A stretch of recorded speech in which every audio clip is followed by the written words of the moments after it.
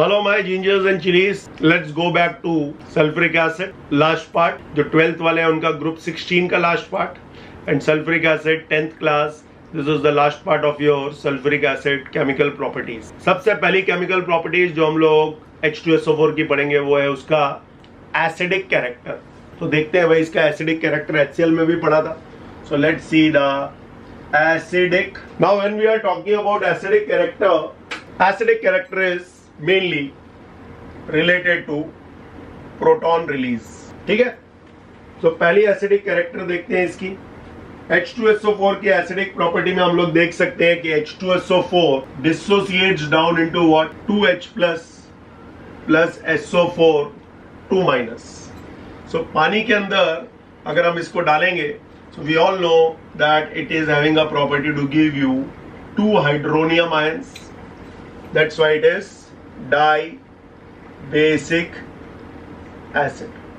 क्यों बोलते हैं dibasic acid? Because it is giving you 2 hydrogen ions और 2 हाइड्रोनियम आयंस भी बोल सकते हैं. अगर मैं इसको पानी यहां लिखता हूं तो ऑफकोर्स H3O+ ही बोलते हैं, बट बहुत सारी बुक्स H++ SO4 2- बोलती है. So that is the first point everyone has to know. Then it turns blue litmus red. It turns blue litmus into red. तो मिथाइल ऑरेंज को किस में कन्वर्ट कर देगा भाई? ट्रिक दी हुई है, मिथाइल ऑरेंज टू पिंक. बताया था ना, मॉप एसिड होएगा तो it turns methyl orange to pink. That means ये भी कंफर्मेटरी टेस्ट नहीं है, but at least test to prove that it is acidic in nature. ठीक है, उसके बाद कुछ typical properties of dilute acid देखते हैं. Typical properties we are going to study of dilute acid. Now सबको मालूम है एक्टिव मेटल्स के साथ अगर डाइल्यूट एसिड रिएक्ट होती है तो इट रिलीजेस हाइड्रोजन गैस. तो कौन सी आपके जिंक और आयरन है. ठीक है, तो जिंक प्लस डाइल्यूट H2SO4 क्या देगा? Zinc sulphate plus hydrogen gas, या आयरन के साथ अपने आप लिख लेना, प्लस डाइल्यूट H2SO4. सेम. याद रखना लेड नहीं देगा. एक्टिव मेटल्स में हाइड्रोजन के ऊपर वालों को हम लोग एक्टिव मेटल्स बोलते हैं, but lead will not give because lead is having a property to form oxide on its surface और lead sulphate on its surface. So hydrogen gas is not going to be released. So lead is not used, वरना सब use हो सकते हैं. Lithium please stop calling me a cute zebra. ठीक है, of course. So this is the first property. As hydrogen gas is released, it is showing acidic nature.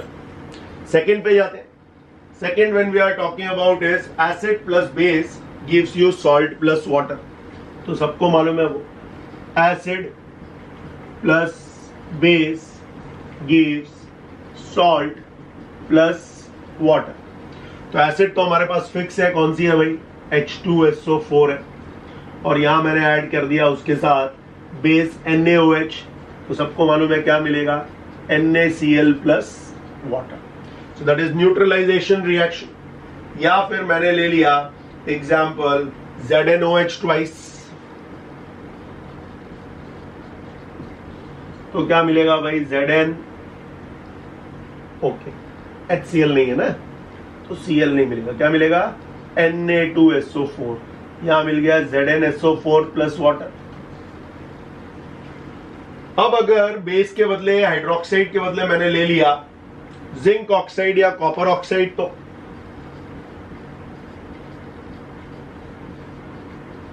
For example copper oxide ले लिया तो क्या मिलेगा? Copper sulphate plus water. Zinc oxide ले लिया तो zinc sulphate plus water. Sodium oxide ले लिया तो sodium sulphate plus water. So that is the B property, second part which explains the typical properties of dilute acid. तो ये भी आप लिख सकते हो. तीसरे पे जाते हैं. सल्फाइड और बाइसल्फाइड अगर रिएक्ट होते हैं तो देखते हैं क्या होता है. सल्फाइड एंड बाइसल्फाइड देखते हैं. So let's go to the third property. C property आपकी सल्फाइड और बाई ठीक है, तो second one is your oxides and hydroxides of base, third one is your sulphide and bisulphide. तो सल्फाइड लिया और बाइसल्फाइड लिया प्लस H2SO4, क्या मिलेगा भाई? सॉल्ट मिलेगा प्लस वाटर मिलेगा, and which respective gas is going to be evolved? SO2। अब कौन कौन से सल्फाइड और बाइसल्फाइड आपके पोर्शन में? एक है Na2SO3 और एक है NaHSO3। तो Na2SO3 ले लिया और सोडियम बाइसल्फाइड ले लिया, दोनों को किसके साथ रिएक्ट कर दिया? H2SO4 के साथ। क्या मिल रहा है भाई? सॉल्ट कौन सा मिलेगा? NaCl। फिर क्या मिलेगा? पानी। फिर क्या मिलेगा? Sulphur dioxide. दोनों में सेम ही मिलेगा, कोई डिफरेंस नहीं है, खाली बैलेंसिंग में डिफरेंस है। उसके बाद जाते हैं कार्बोनेट्स और बाइकार्बोनेट। ठीक है, if they react with H2SO4, what we will get? We will get salt plus water and which corresponding gas? Carbon dioxide gas. ऊपर वाला जैसा ही है, कोई डिफरेंस नहीं है। और HCl अगर ढंग से पड़ा हुआ है तो वैसे ही है, खाली HCl के बदले यहाँ H2SO4 आ गया। अब आपके पास कार्बोनेट और बाइकार्बोनेट में कौन से हैं? तीन है पोर्शन में, तो तीनों लिख लेते हैं, तो नीचे वाला आप मिटा देते हैं।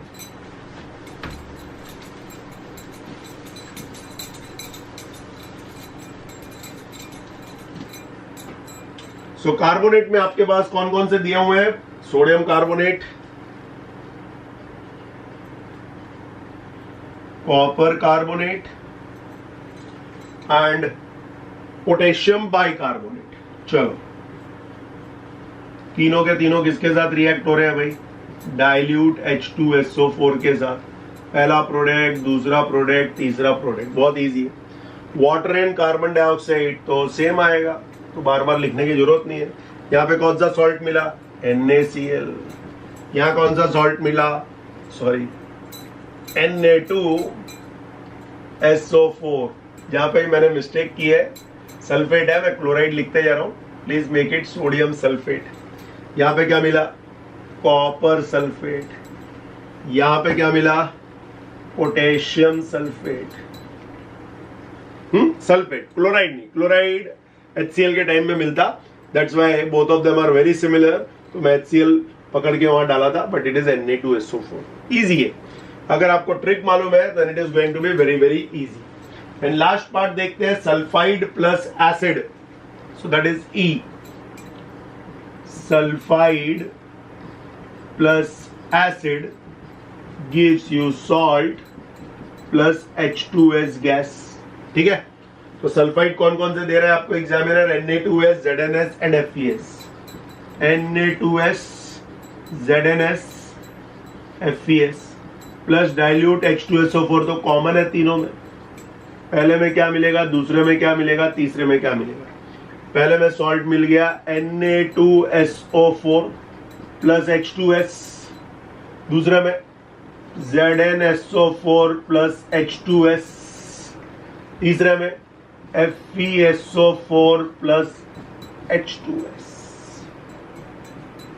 So this is called typical acid properties. ये सबके सब डाइल्यूट एसिड के रिएक्शंस हैं। तो एक बार रिवाइज कर लेते हैं about the first chemical property of acid. पहला पॉइंट होता है भाई H2SO4 dissociates down into what? Dissociates down into 2H plus ions, and this is showing that it is a dibasic acid. उसके बाद उसकी 5 टिपिकल एसिडिक प्रॉपर्टीज बताई हैं। पहली प्रॉपर्टी आप लिख सकते हो, acid plus base gives salt plus water. फिर आप लिख सकते हो, active metals plus dilute H2SO4 gives salt plus hydrogen gas except lead because it forms a sulfate on its layer, due to that hydrogen gas is not being released. Third property आप लिख सकते हो, carbonates और bicarbonates plus H2SO4 gives salt plus water plus carbon dioxide.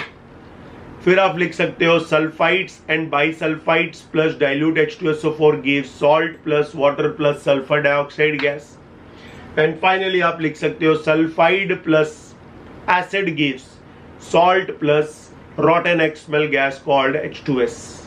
तो बहुत easy है पहली properties, and this is showing that H2SO4 behaving like a typical acid. Word याद रख लो, typical acid के जैसे behave कर रही है. So copy down and then we go for second part, which is called dissociation. Now second property is dissociation, जो आपको थोड़ी देर पहले भी बताई थी, वापस देख रहे हैं, ठीक है. तो अब sulphuric acid is dissociates in 2 steps. तो ये 2 स्टेप में ब्रेक होती है, देखते हैं उसको, ठीक है. So first of all we all have to know कि क्या होता है in aqueous solution. H2SO4 breaks down in aqueous solution into H++ HSO4 minus, इसको बोलते हैं बाइसल्फेट आयन, और HSO4 माइनस वापस ब्रेक होएगी in aqueous solution, further break down into H++ sulphate ion. दोनों को अगर हम लोग ऐड कर देंगे तो ये वाला पार्ट और ये वाला पार्ट कट गया. तो पहले भी समझा चुका, H2SO4 in aqueous solution is going to break down into 2H plus SO4 2 minus. इसको हम लोग क्या बोलते हैं? इसको हम लोग बोलते हैं डाई बेसिक एसिड. तो H2SO4 को अगर पानी में डाला तो आपको 2 हाइड्रोजन आयन मिलते हैं. That's why it is called dibasic acid. इसलिए ये 2 तरह के सॉल्ट्स फॉर्म करता है. H2SO4 अगर NaOH के साथ रिएक्ट हुआ तो पहला स्टेप में आपको मिलता है NaHSO4 प्लस वाटर. इसको बोलते हैं हम लोग एसिड सॉल्ट, ठीक है. और सोडियम बाइसल्फेट जब NaOH के साथ और रिएक्ट होएगा तो क्या मिलेगा? We are going to get Na2SO4 plus water. इसको हम बोलेंगे नॉर्मल सॉल्ट, क्योंकि उसमें H नहीं है फॉर्मूले में. So 2 types of salt because it's a dibasic acid, and that is your second famous property of sulfuric acid. And sulfuric acid is a dibasic acid भी prove हो रहा है. 2 तरह के salts form करता है, वो भी याद रखो. एक को बोलते हैं acid salt और एक को बोलते हैं normal salts. बहुत तरह के salts होते हैं, बट अभी आपको 2 ही तरह के salts बार बार आ रहे हैं, एक normal salt और एक acid salt. acid salt के फॉर्मूले में H होना जरूरी है. Got it? Let's go to the third property. Copy down. Third property है इसकी as a non-volatile acid. Non-volatile acid का मतलब होता है कि ये एसिड आसानी से इवोपरेट नहीं होती है और इसका बॉइलिंग पॉइंट जो रहता है वो हाई रहता है, याद रखो, ठीक है. तो ऑलरेडी हमको मालूम है, अगर मैंने लिया NaCl प्लस H2SO4 और टेम्परेचर मैंने क्या लिया, लेस देन 200 डिग्री सेल्सियस लिया, ठीक है, बिकॉज दैट इज प्रेफरेबल. तो मुझे मिलेगा NaHSO4 plus HCl, and this HCl is which acid? Volatile acid. Prepare कर लिया. So it is behaving as a non volatile acid. Why? Because it has a property to remove chlorides from the metallic salts. ये metallic salt है, yes, metal का बना हुआ है. तो metallic salt में से क्लोराइड निकाल सकता है, वैसे ही मेटेलिक सॉल्ट्स में से नाइट्रेट भी निकाल सकता है, यस. अब मैंने मेटेलिक सॉल्ट लिया NaNO3, टेम्परेचर रखा लेस देन 200 डिग्री सेल्सियस. अब वापस मुझे मिला NaHSO4 और वापस मुझे एक वोलेटाइल एसिड मिली, कौन सी? HNO3. So very easy 2 reactions, and both of them will also help in the preparation of HCl and HNO3. HCl कर चुके हो 10th वाले, और HNO3 करोगे 12th वाले, ऑफ कोर्स दोनों कर चुके हो. So copy down both the steps. So यहाँ पे आपको HNO3 के वेपर्स नजर आते हैं, वोलेटाइल तो है ही, बट वेपर्स फॉर्म में ही आपको मिलेगा, ठीक है. So यही आप सॉल्ट KNO3 भी ले सकते थे. रिएक्शन अपने आप लिख लेना, ऑफ कोर्स. NaNO3 के लिए बदले KNO3 ले लिया, NaCl के बदले KCl ले लिया. So answer is going to be one and the same. So copy down this. चलो let's go to the fourth property as an oxidising agent. H2SO4 is going to give you H2O plus SO2 plus nascent oxygen. and that's why it is a very very good oxidizing agent. अब oxidising agent का मतलब होता है किसी दूसरे को oxidise करने का, उसमें ऑक्सीजन डाल देने का. So that is called your oxidising agent. So पहले ऑक्सीडाइजिंग एजेंट में right we are going to talk about metals, जिसमें आपके पास दो मेटल्स है. सो पहला इज विथ मेटल्स. कौन कौन से मेटल्स है? जिंक है और कॉपर है, और दोनों के दोनों H2SO4 के साथ रिएक्ट हो रहे हैं. But this H2SO4 this time it is concentrated. याद रखना कौन के दोनों के दोनों, ठीक है. नीचे भी लिख सकते हो. क्या देगा? Salt plus water plus respective gas, copper sulphate plus water plus sulphur dioxide gas. So that is the reaction with metals. Metals के साथ they have a tendency to give you sulfur dioxide gas. So that is H2SO4 is acting up as oxidizing agent. अपने oxygen इसको दे रहा है, आपको देख सकते हो, and that is why it is called an oxidizing agent. अब B पे आते हैं. B is called non-metals. Non-metals आपके पोर्शन में मेनली तीन ही है, and three of them are called CPS: carbon, phosphorus, sulfur reacts with H2SO4. कौन सा H2SO4 है? डाइल्यूट मत लिख देना, कॉन्सेंट्रेटेड है.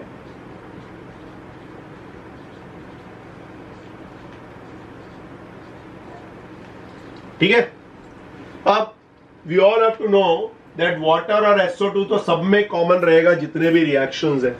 So plus water plus SO2, तो ये तो सब में कॉमन है, ये ध्यान रखो. अब कार्बन आपको क्या देगा? Carbon will give you carbon dioxide. Phosphorus क्या देगा? एसिड दे देगा, H3PO4. Is it clear? और सल्फर ऑलरेडी H2SO4 के साथ वापस सल्फ्यूरिक एसिड दे नहीं सकता, तो यहां पे खाली आपका आंसर हो गया H2O प्लस SO2. खत्म, उतना ही मिलेगा. सो पहला हो गया मेटल्स, दूसरा हो गया नॉन मेटल्स. याद रखो सब में कॉमन क्या है ऑक्सीडाइजिंग एजेंट्स में? आंसर कॉमन है, SO2 plus water is common in all. Trick याद रखो ये, ठीक है. उसके बाद आपको जब मेटल्स आते हैं तो आपको सॉल्ट मिलेगा, लेकिन जब नॉन मेटल्स आते हैं तो तीनों की तीनों एसिड है. कार्बोनिक एसिड एक्चुअली बन रही है, but carbon dioxide is also an acid. Phosphoric acid, और ये actually SO2 is also an acid, but water plus SO2 से आपको क्लियर हो गया. CPS याद रखना है, केमिस्ट्री पीयूष शर्मा, मेरे नाम से बताया था मैंने, तो दैट इज योर CPS. तो CPS याद रहेगा तो ऑटोमेटिकली ये पार्ट आपका हो जाएगा. उसके बाद इसकी थर्ड प्रॉपर्टी पे जाते हैं, C पार्ट पे. तो ये क्लियर कर देते हैं. C part is inorganic compounds. So reaction with inorganic compounds. अब इनऑर्गेनिक कंपाउंड्स आपके पोर्शन में दो ही हैं जो H2SO4 के साथ रिएक्ट होने वाले. पहला है HI plus H2SO4, hydro iodic acid plus H2SO4, और दूसरा है आपका हाइड्रोजन सल्फाइड प्लस H2SO4. मैंने एक ट्रिक दी हुई है, इसमें दो चीजें आपको कॉमन मिलेगी. कौन कौन सी बोलो? Sulphur dioxide plus water, sulphur dioxide plus water, ये तो कॉमन है, ठीक है. HI is going to be converted into iodine and sulfur is H2S is going to be converted into sulfur. तो ट्रिक याद करो, ये HI से आयोडीन बन गया और ये H2S से सल्फर बन गया. Is that clear? So when you are talking about the inorganic compounds, ये दो मेन कंपाउंड्स है जो आपको याद रखने हैं. Here HI is going to be converted into what? Iodine, and here H2S is being converted into sulfur by the oxidizing agent called concentrated H2SO4. So is that part clear to everyone? So that completes your fourth property, which is called as an oxidizing agent.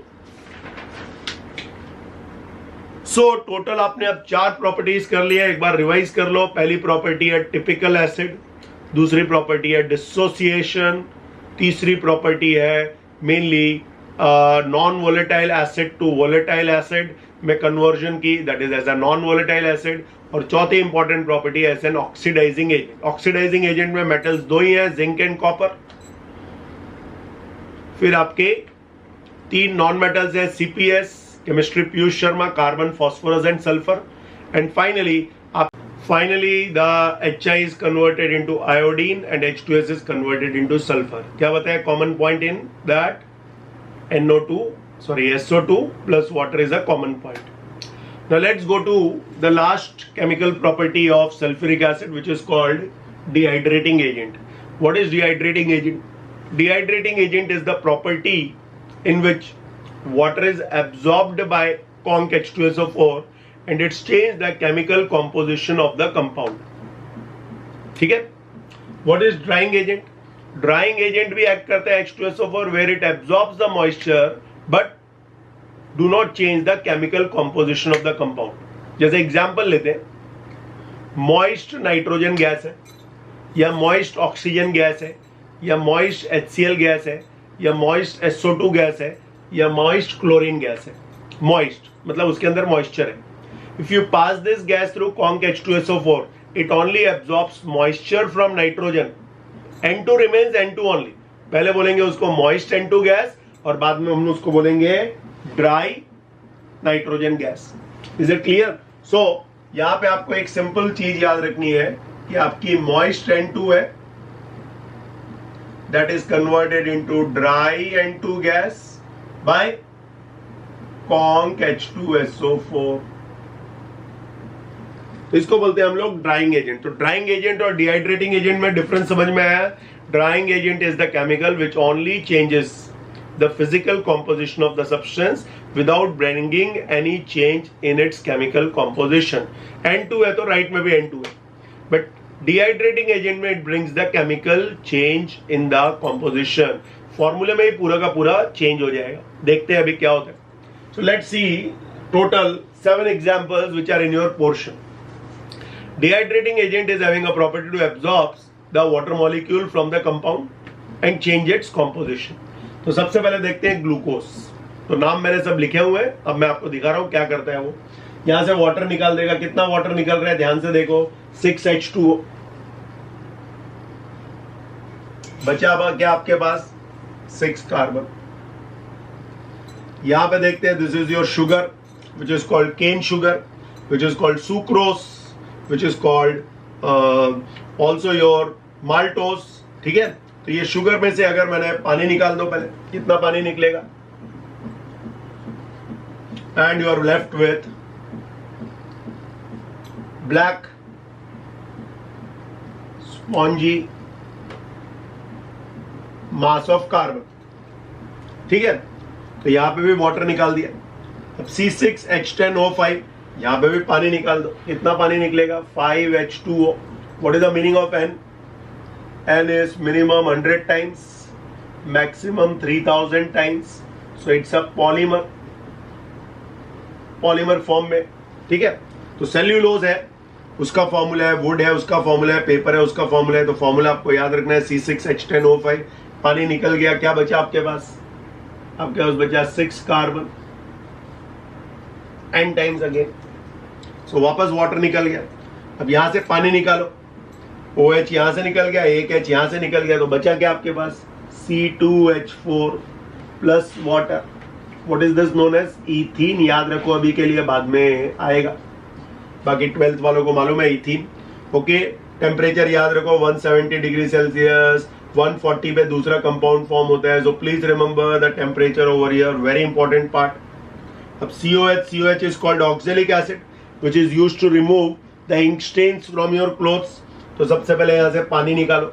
पानी निकल गया. अब ऊपर क्या बचा? ध्यान से देखो, CO बचा. नीचे क्या बचा? ध्यान से देखो, CO2 बचा. These are the products. ठीक है, उसके बाद copper sulphate .5H2O, that is called hydrated copper sulfate और ब्लू विट्रियोल. इसको हीट किया तो बहुत इजी है, copper sulphate plus 5H2O. That means it has become colourless. Blue से कलरलेस हो गया, right? This is again you are going to say the test for water also. इसमें अगर वाटर ड्रॉप डाल दोगे तो colour is changing from colourless to blue. Finally ले लो फॉर्मिक एसिड। फॉर्मिक एसिड में से पहले पानी निकाल दो, तो बचा क्या? So these are 6 different examples which is showing that H2SO4 is a very good dehydrating agent. It is also a good drying agent. Drying agent का दूसरा नाम desiccating agent. Desiccating agent. Is it clear? तो ये आपको examples help करेंगे। फिर मैंने एक और आपके लिए कोडवर्ड बनाया भाई, ड्राइंग एजेंट्स कौन कौन सी गैसेस के लिए यूज करता है। तो याद रखो नो HSC, नो HSC लिख लेना। N फॉर नाइट्रोजन, O मतलब ऑक्सीजन, H मतलब HCl, S मतलब SO2, C मतलब Cl2। तो no HSC is the code word. और एक और पॉइंट लिखा है H2S and ammonia reacts with H2SO4, that's why there it can not used as a drying agent. तो वहां पे वो ड्राइंग एजेंट यूज नहीं कर सकते। Is it clear? सो जब आप अमोनिया यूज कर रहे हो, बेसिक है तो बेसिक ही रिएजेंट यूज करो, जैसे quicklime. Is it clear? So this part is about the dehydrating agent. I hope it is clear to everyone. तो जब आप कर रहे हो तो एक साथ सबके सब करो। पहले लो ग्लूकोज, फिर लो केन शुगर, फिर लो C2H5OH, फिर लो ऑक्जेलिक एसिड, फिर लो फॉर्मिक एसिड और फिर लो ब्लू विट्रियल। 6 नाम साथ में एक साथ करो। सब में से पहला काम करो, वाटर निकालो, जो बच गया वो आपका दूसरा आंसर है। एंड केमिकली प्रोडक्ट देखो अलग वो बन रहा है, that means it is called dehydrating agent. So I hope the concept of drying agent and dehydrating agent जो ज्यादातर लोगों को समझ में नहीं आता है, क्लियर हो गया। ड्राइंग एजेंट में जो फॉर्मूला है वही फॉर्मूला रहेगा। लेफ्ट में भी N2 था, राइट में भी N2 था, तो निकला क्या? मॉइस्चर निकल गया। मॉइस्ट N2 से क्या बन गया? ड्राई N2 बन गया। So I hope the concept is clear. Let's go to the last part, that is called tests for H2SO4. Please copy it down. Now start test for H2SO4। अब H2SO4 के हम लोग 2 अलग अलग तरह के टेस्ट देखेंगे, एक कॉन्सेंट्रेटेड H2SO4 और एक डाइल्यूट H2SO4 के साथ। तो सबसे पहले देखते हैं विथ कॉन्सेंट्रेटेड H2SO4। सो पहला रिएक्शन आपको एक सिंपल याद रखना है, copper plus conc H2SO4 which gives copper sulphate plus water plus SO2 gas. ये जो आपकी SO2 गैस है, इस SO2 गैस को आप एसिडिफाइड K2Cr2O7 के साथ रिएक्ट करोगे। Is it clear? Because everyone knows SO2 turns lime water milky, but even CO2 turns lime water milky. But SO2 जब इस ऑरेंज के साथ रिएक्ट होएगी K2Cr2O7 के साथ, then we are going to get green Cr2SO4 thrice, and this is your confirmatory test for H2SO4 as well as for SO2. So ये part आप सबको अच्छी तरह से याद रखना है। उसके बाद जाते हैं इसके सेकेंड रिएक्शन में। सेकेंड रिएक्शन है इसका, NaCl लिया और उसको ट्रीट किया with H2SO4 where the temperature is less than 200 degree Celsius. क्या मिलेगा मुझे? NaHSO4 plus HCl। इस HCl को मैं अमोनिया के साथ आराम से टेस्ट करा सकता हूं, and that is going to give me the confirmatory test. Ammonia plus HCl gives you dense white fumes of ammonium chloride. ये दोनों टेस्ट आपके कॉन्सेंट्रेटेड H2SO4 के, so please copy it down. Now we move to dilute H2SO4। So barium chloride का test लेते हैं plus dilute H2SO4। क्या देगा भाई? पहले तो दे देगा 2HCl प्लस यहां पे हो जाएगा बेरियम सल्फेट। कौन से कलर का PPT? व्हाइट कलर का PPT। या आप ले लो lead nitrate plus dilute H2SO4।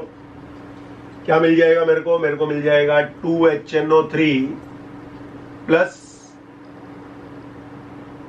PbSO4। again it is what color? PPT, white color PPT. So these are the two tests which are giving you the white precipitate of barium sulfate and white precipitate of lead sulfate. Tests for dilute H2SO4 लिख लो पहले. Now we move to the test to distinguish between dilute HCl and dilute H2SO4. ठीक है, तो lead nitrate लिया और उसको dilute H2SO4 के साथ रिएक्ट किया. What we are going to get? Just now we did that 2HNO3 plus PbSO4, which is which color PPT? White color PPT. अभी इसी लेड नाइट्रेट को लेते हैं हम लोग and we are going to treat it with dilute HCl. क्या मिलेगा हमको?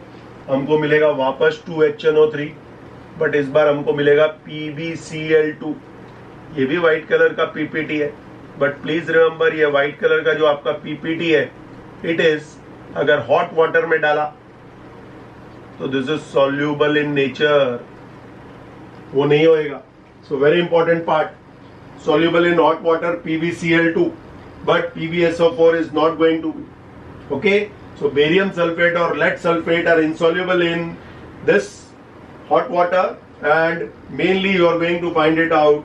That is the test to distinguish between dilute HCl and H2SO4. So please copy down fast. Now test to distinguish dilute H2SO4 from dilute HCl and dilute HNO3. ठीक है. सो अगर हम बात करेंगे mainly dilute H2SO4 की, so we all know barium sulfate is insoluble in dilute H2SO4. ठीक है. Barium वाला जो हमने रिएक्शन लिखा था, क्या लिखा था बेरियम वाला? बेरियम वी हैड रिटर्न कि if barium chloride is going to react with dilute H2SO4, तो हम सबको मालूम था क्या मिलता है हमको? 2HCl plus barium sulphate, white colour का PPT. ठीक है. Now when we are talking about barium chloride, it is soluble in HCl and barium nitrate is also soluble in it. So barium chloride अगर dilute HNO3 के साथ react हो गया, तो what we are going to get it is 2HCl plus barium nitrate. ठीक है. This is again soluble in hot water. So dilute HCl के साथ आप यहां से डिस्टिंग्विश कर सकते हो, बेरियम क्लोराइड वाला टेस्ट भी लिख सकते थे, और डाइल्यूट HNO3 के साथ आप यहां से डिस्टिंग्विश कर सकते हो. That means barium sulphate and lead sulphate, both of them are insoluble in dilute H2SO4, but lead chloride and barium nitrate, both of them are soluble in hot water. So that is the test to distinguish between the dilute HCl, dilute HNO3 and dilute H2SO4. So that completes your group 16, and for 10th class that completes the sulfuric acid. So see you in my next lecture. Ciao.